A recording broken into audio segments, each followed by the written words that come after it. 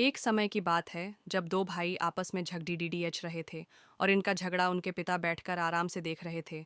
उनके पिता लड़ाई को देखते हुए अपने बीते हुए दिन के बारे में सोच रहे थे, क्योंकि दोनों भाई जोर जोर से चिल्लाकर एक दूसरे पर हावी होकर लड़ीडीएच रहे थे।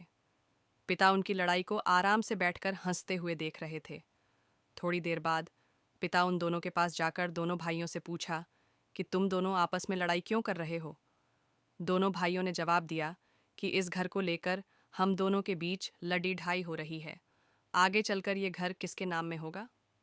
दोनों भाई अपने पिता के संपत्ति को अपना अपना बताकर लड़ रहे थे। दोनों ही भाई ज्यादा से ज्यादा पिता की संपत्ति को अपने पास रखने की कोशिश करते थे। इसी बात को लेकर दोनों के बीच में रोज झगड़ा होता था कि आखिर यह घर किसके नाम पर आएगा। दोनों एक दूसरे से रोज लड़ते झगड़ते गुस्सा करते हैं। ऐसा करते करते उनका रोज का दिन बीतता जा रहा था। पिता ने उनको समझने की बहुत कोशिश की। दो भाई आपस में कभी नहीं लड़ना चाहिए, इसमें दोनों की हानि होती है। जब लड़ाई होती है तो इसमें नुकसान दोनों तरफ का होता है। यह बात उनके पिता अपने बेटे को समझते थे, पर उनके दोनों लड़के अपने पिता की बात ही नहीं सुनते थे। इस तरह दोनों लड़के को लड़ते झगड़ते देख एक दिन पिता ने यह डिसाइड किया कि इनको कुछ एग्जाम्पल के रूप में समझना चाहिए कि लड़ाई सही नहीं है, दोनों को आपस में मिलकर रहना चाहिए। एक दिन पिता ने दोनों लड़के को कहा, चलो मेरे साथ आज बस में है, मैं तुमको एक खजाना दिखाता हूँ जिसे जिसे देखकर तुम दोनों बहुत खुश हो जाओगे। बस में सफ़र करते हुए पिता ने दोनों लड़कों को एक महल के पास ले गया और उस महल को देखकर कहा, ये जो महल देख रहे हो कैसा लग रहा है तुम दोनों को। दोनों लड़कों ने कहा, ये महल तो बहुत बड़ा और काफ़ी सुंदर भी है, और इसमें रहने वाला इसमें बहुत खुश रहता होगा।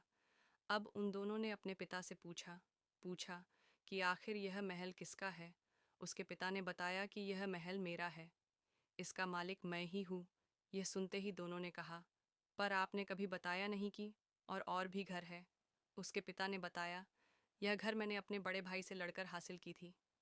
जिस तरह से तुम दोनों घर को पाने के लिए लड़ाई करते हो, ठीक वैसे ही मैं भी अपने समय में इस महल के लिए अपने भाई से बहुत लड़ाई की थी, और यह सुंदर सा महल अपने भाई से लड़ाई करके अपने हिस्से में कर लिया।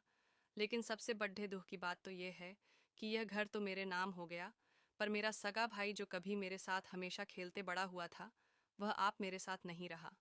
क्योंकि जब मैंने अपने भाई के साथ लड़ाई की तो वह घर छोड़कर विदेश रहने चले गया, जिससे कि अब उसके साथ मेरा कोई भी बातचीत नहीं रहा।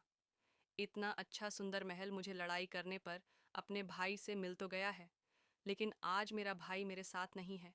मेरी सारी खुशी मेरे भाई से जाने के बाद उसके साथ ही चले गए।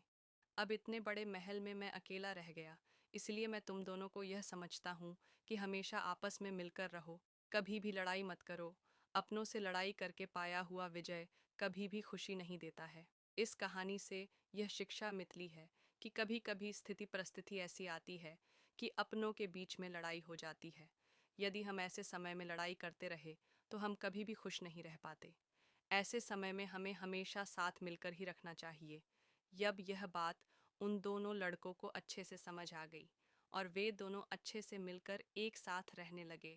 ईर्ष्या, भेदभाव, एक दूसरे के प्रति जलन, ये सब त्याग कर ही हमें अपने जीवन में आगे बढ़ते रहना चाहिए। अगर आपको हमारी वीडियो पसंद आई तो हमारे YouTube चैनल CM2 कार्टून को सब्सक्राइब कर दो और घंटी वाले बटन को भी प्रेस कर दो।